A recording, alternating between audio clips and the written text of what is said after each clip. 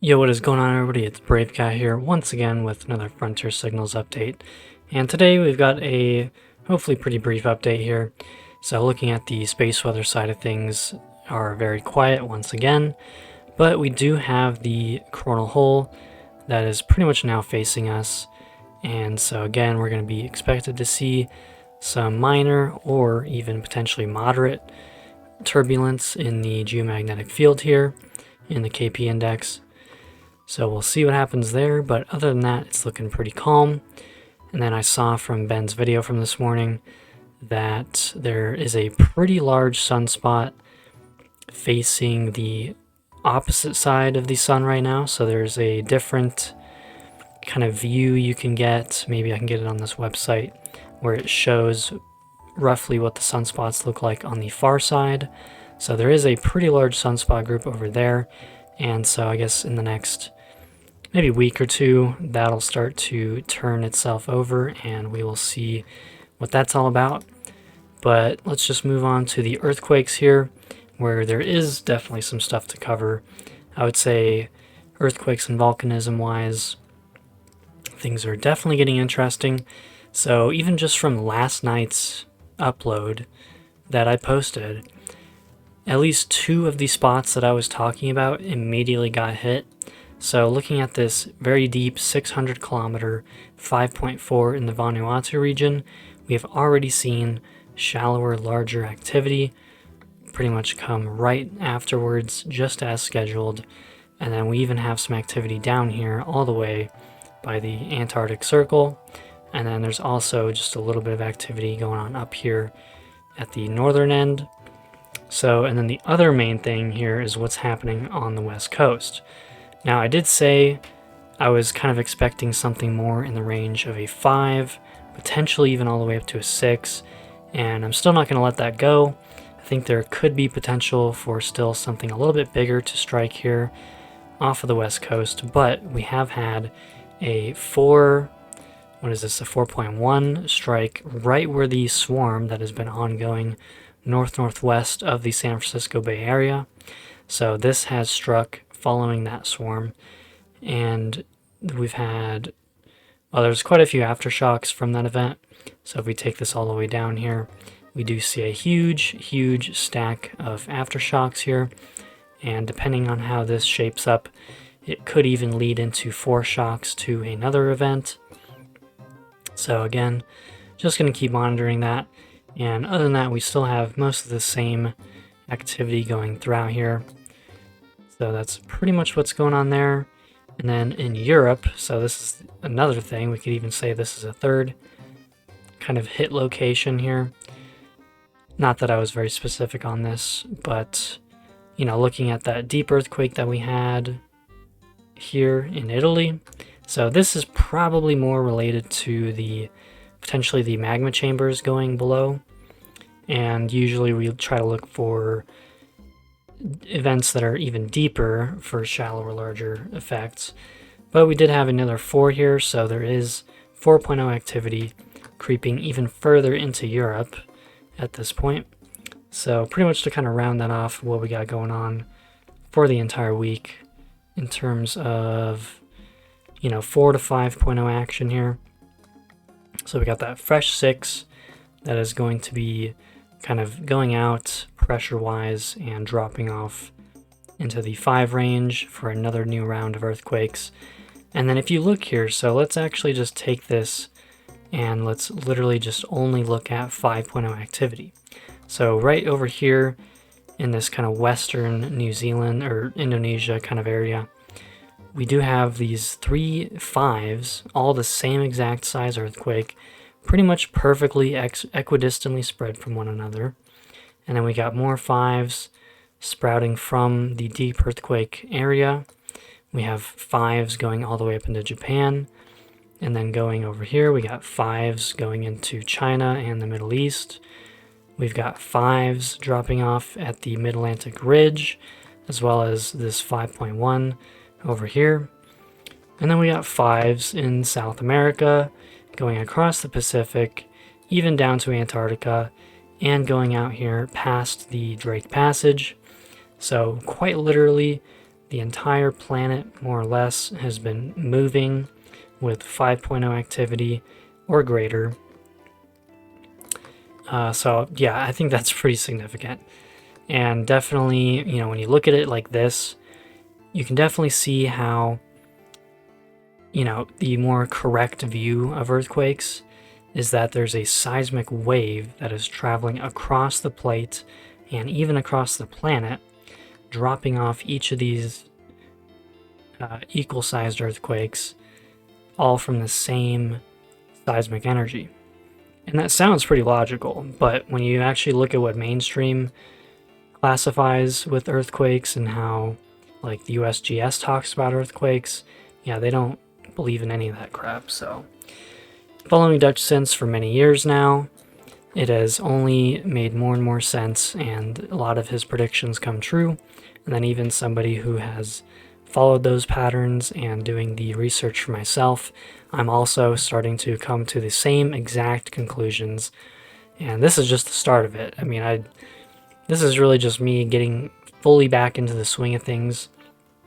After, like, years ago when I first started watching him is when, you know, I was first exposed to these theories and concepts. But it wasn't really until more recently when I started to really get back into it and observe things for myself as well. And especially now that things seem to be a little bit more crucial. So it's very important to, well, I find it anyways, to be pretty important to pay attention to this stuff and to try to be as distraction free as possible. Because honestly, there is really interesting things going on and potential patterns to kind of uncover, especially when it comes to the possible cyclical things that happen on this planet. Things could be slowly ramping its way up to something bigger. So that pretty much covers that. Now I'll take things over here to the Italy earthquake map, where the only thing I really felt like I should mention here is, again, this silly little graph up here in the corner. So this is probably the 5th or even 6th time I've seen this thing change in just the past couple weeks. So now it looks like, for whatever reason, they have gotten rid of the current year. So it stops at 2025. If you want to see the preliminary data for 2026, it is no longer part of this graph, which I find interesting because, again, just the other day I mentioned that there was already more than 50 magnitude 3 plus earthquakes, making it already a quarter of the amount that we saw last year. So I guess we're just not allowed to see that in the graph anymore, and I'm not sure if there's anywhere else on here to find that information. Now, I do love this website still, and with that being said, I have on the website here, I have split the earthquake and volcano section to their own respective web pages. So, and then there's definitely some more stuff I can add here for the earthquake tracking. And then down the line in the future, this is probably going to be after I release this website, then I could start working on some of these other things with floods, droughts, tropical systems, or hurricanes, as well as fires. So I do want to try to find a way to get the live data feeds for those types of things. But so far I've not found really any easier or convenient ways to get that information onto a live map. So for now we have the earthquake, and there is still the volcano display on this map. However, these are of course the static locations for volcanoes, and it's more meant for research purposes. So, you know, let's say we see, you know, some kind of anomalous or unprecedented earthquake activity going on at some volcano that is not listed on any of the volcano feeds, and we can start to speculate and do some research into why that would be, so on and so forth. And then there's also some pretty good measurement tools on here, pretty easy to use. So there's a line tool, there's like a polygon tool, and a square rectangle tool, and then also a circle marker. So you could draw lines in between places and basically get the measurements from those. So this is kind of like a research tool, as well as just being a functional earthquake map. And then you can also draw the plate boundaries on this as well.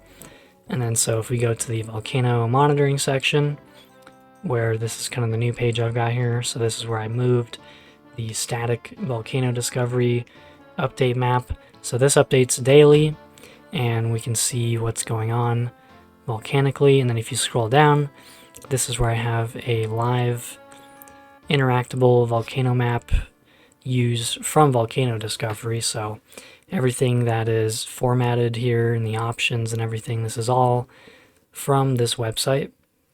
So, but it also has similar tools as well. You can turn on the plate boundaries, you can turn on some different satellite imagery, and then you can also turn on the earthquakes. So you can show earthquakes on here too. And there's a few different toggle feeds for that. And the cool thing about this one is it does include more of the European feeds as well, which I was not really able to do that as easily, so that's pretty cool to have that on here. But by default, the earthquakes are hidden because that is what the other map is for. But again, so we're just kind of doing a little bit of both here. So I'm pretty happy with finding this resource, because without this, I don't know how I would be able to make my own map like I did with the earthquakes. So that's pretty much what I got going on there. Alright, so it looks like I completely forgot to talk about the volcanic activity.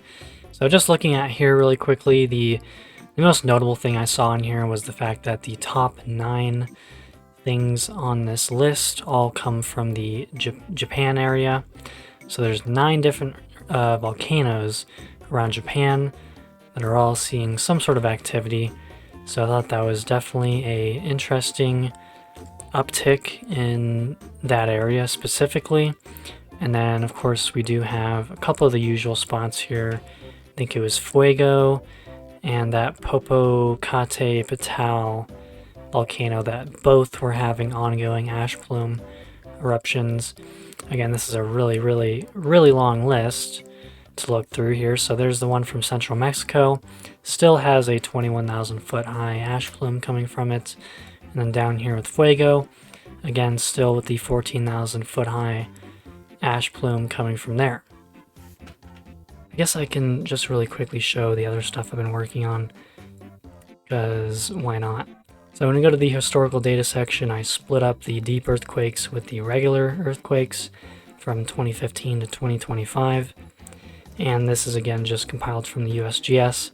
So it's not fully complete, but it does give a kind of general idea on the activity going on in the past 10 years or so. And I added these graphs that correspond with the data tables. So I'm pretty happy with the way those turned out. And I even added a little chart graph here for the volcano table provided by the Smithsonian. So that's looking pretty good. You can always make some little changes here and there, but pretty happy with that for now. And so that's what I want to have anytime I add a new data table here. And then going at the peer-reviewed paper section, I've been slowly adding more and more pretty useful papers here and there. So again, I've got the plain language summaries or abstracts for each of these, and then wherever I'm allowed to, I also have the direct PDF viewer as well. So this will be a ever-growing section with all sorts of different things potentially being added there. And then the last little thing I guess I could show here is going to the multimedia and resource links section. So this is like the all-in-one section for links to other resources. Again, we have space and geomagnetism related things. We have the earthquakes and volcanism related websites. And then there's also a few websites for looking at the weather and kind of the wind maps and stuff. And then I just added this one, so we have the Preppers Resource Corner. So we got My Patriot Supply, Shield Arms, Heaven's Harvest, Refuge Medical, and Arc Bunkers. And then I even have the Master the Disaster course listed here from Ben Davidson himself. So again, I can always add more to these, and then of course there's the ECDO Research and Advanced Survival Networking, which does include the Slower Killshot Network, as well as Geoscore, and then we just have the general link to the Suspicious Observers community as well, and a few of the more prominent researchers in the similar fields here: Ethical Skeptic, Craig Stone, Junho, and Zacharias on X. So I'm pretty happy with the way this is filling out. Honestly, this is kind of like a dream come true for some reason, because like, I don't know why, but back in high school I did take a couple of web coding classes, and ever since then I've always wanted to have like my own kind of website for something. I never knew exactly what that was going to be, but this just feels right. Honestly, I'm really enjoying making this, and I'm super excited to hopefully very, very soon get this thing out. So now that I've kind of gotten more or less the web page here pretty locked in and kind of know what I'm looking at in terms of the code, I'm feeling more confident on getting this thing released, and then, you know, being able to do updates and content releases on here moving forward. So anyways, that'll about do it for today's update. Hope y'all enjoyed, and I'll catch you all in the next.